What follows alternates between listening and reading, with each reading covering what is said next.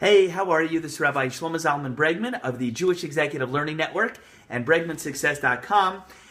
It's quickly becoming Thursday night. I just realized I didn't do a Parsha video yet for you, so I'm going to do a quick one for you right now. This week's Torah portion is Parshas Mishpatim. Parshas Mishpatim, we're in the book, the little ones around me. Hey, we're in the book of Exodus. And Parshas Mishpatim is actually a big change of direction. If you're used to learning the Torah, you see a big change of direction.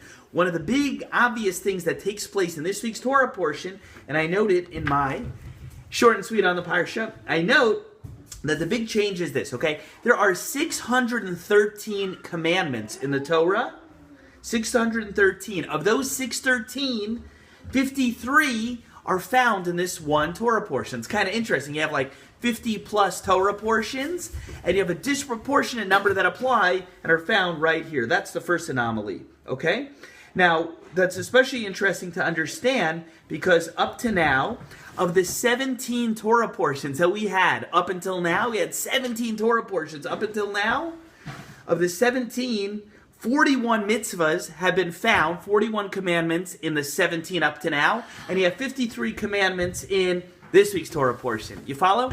So let me tell you, what does that mean and what is that about, okay? So there's a theme. It's a little distracting in the Bregman house. Now I see all these cuties, neighbors, and all kinds of people walking around, but I'm just going to try my best because I'm loyal to you. I want to get the Torah out to you. So what are you supposed to learn from this? So quick insight is this, short and sweet style. Last week's Torah portion was Parshas Yisro, when God gave the Torah to the Jewish people at Mount Sinai. And that was amazing.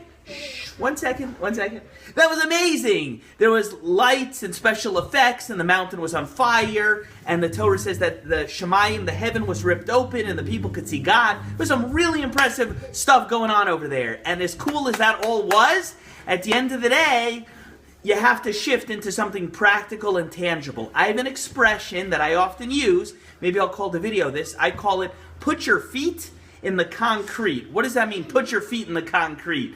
Now, when I was a kid and they were working on a sidewalk outside, like a sidewalk outside when there was wet concrete and they would walk away the workers, you could put your fingerprints in there or carve something in or your feet. When I say put your feet in the concrete, I don't mean that. What do I mean? I mean something tangible that you can direct and focus all of your inspiration into.